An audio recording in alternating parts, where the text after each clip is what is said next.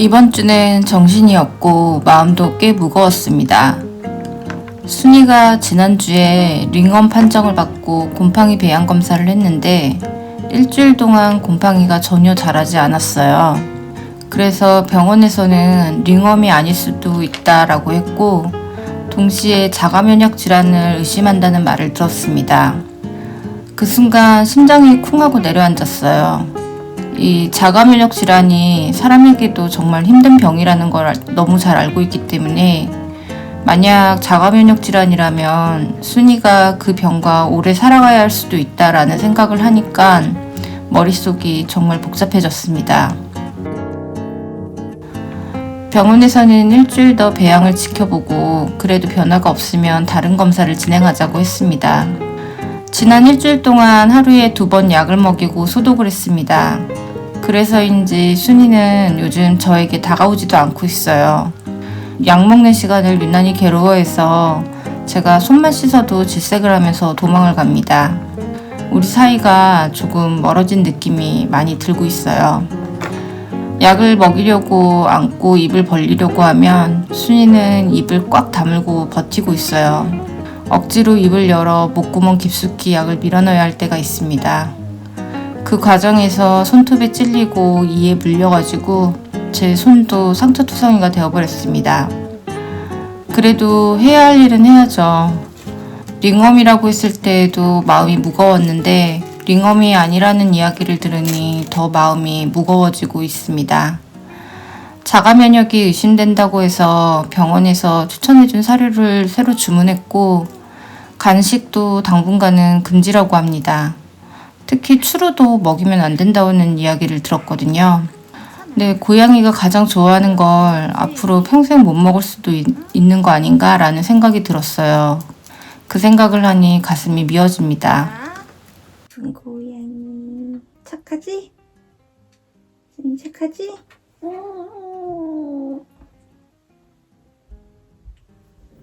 입을 열어야 돼, 순이야. 입을 그렇게 다물면 안 돼. 그러면 엄마 손가락 다치잖아. 아!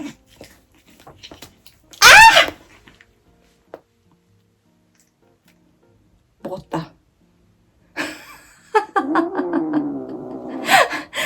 먹었다. 야! 아무 맛도 안 나잖아. 왜 화가 난 건데? 어? 왜? 다 끝났어. 이제 소독만 하면 돼. 진짜. 이번 주에 정말 아픈 순이와 함께 정신없이 시간이 지나갔어요. 하필 컴퓨터까지 갑자기 전원이 안 켜지는 심각한 고장이 나가지고 무거운 본체를 들고 가로수길 AS센터까지 끌고 갔습니다. 진단 내용을 듣고 비용을 듣는 순간 멍해졌어요. 고쳐야 할까 그냥 포기를 해야 될까 한참을 망설이다가 수리를 선택했고 접수에 돌아왔습니다. 그리고 5일이 지난 뒤에 다시 컴퓨터를 찾아왔어요. 순이가 아파가지고 병원을 드나드는 것도 벅찬데 컴퓨터까지 아파버리니까 큰 수리비가 나갔습니다. 문득 이런 생각이 들더라고요. 왜 하필 지금 고장이 날까? 세상이 정말 나를 억까하나? 그 순간만큼은 정말 그런 생각밖에 들지 않았습니다.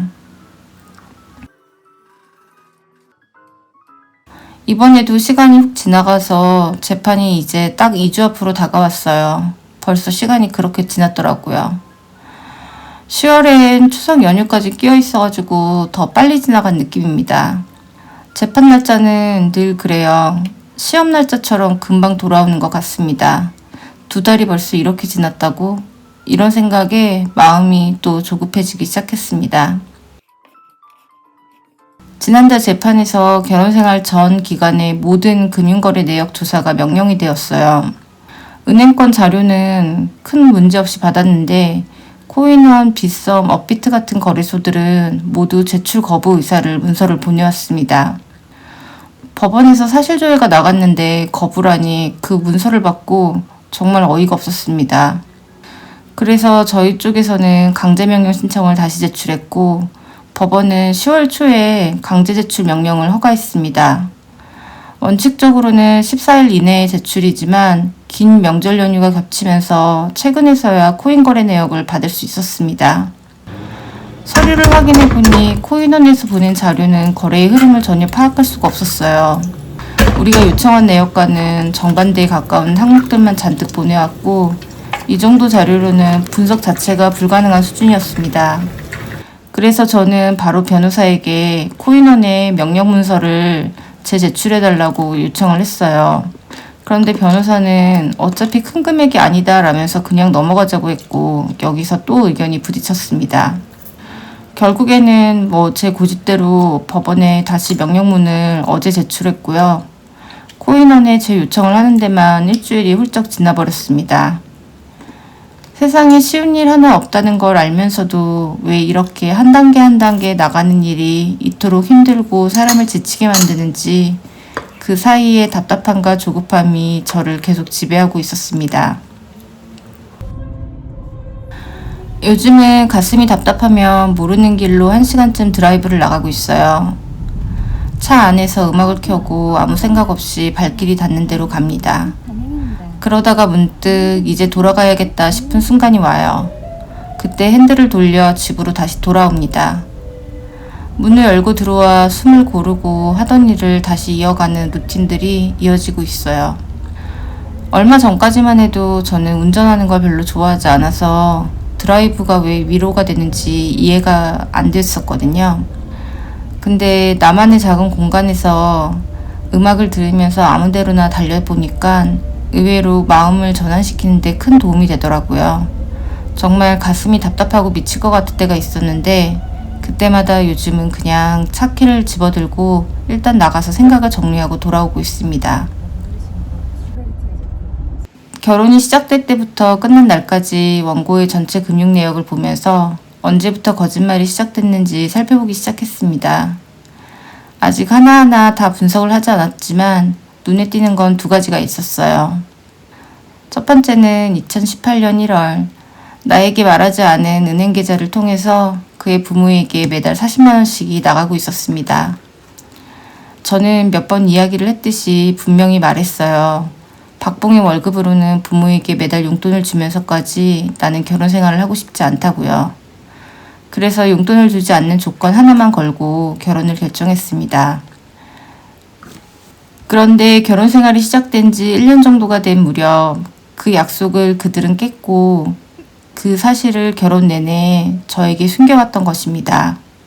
1년도 지키지 않을 약속을 하고 왜 나와 결혼을 하려고 했던 건지, 그렇게 결혼 초반부터 나와 한 약속을 아무것도 아닌 상태로 어떻게 결혼 생활을 할 생각을 했는지 생각하면 할수록 정말 끔찍했습니다.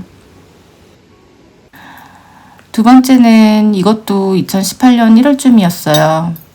당시에 저희 부모님이 2천만 원을 주시면서 이더리움 투자를 부탁하셨고 저는 그 돈을 주면서 원고에게 이더리움을 사라고 했어요. 근데 2천만 원 중에 1,500만 원만 이더리움을 샀고 나머지 500만 원으로는 자신이 사고 싶은 잡코인을 샀더라고요. 그런데도 저한테는 이더리움을 다 샀다라고 저와 부모님에게는 뻔뻔하게 거짓말을 했습니다. 저는 아직도 그 표정을 잊지 못하고 있어요. 아직 자료를 다 보지 못했어요. 얼마나 수많은 거짓말을 했었을까요?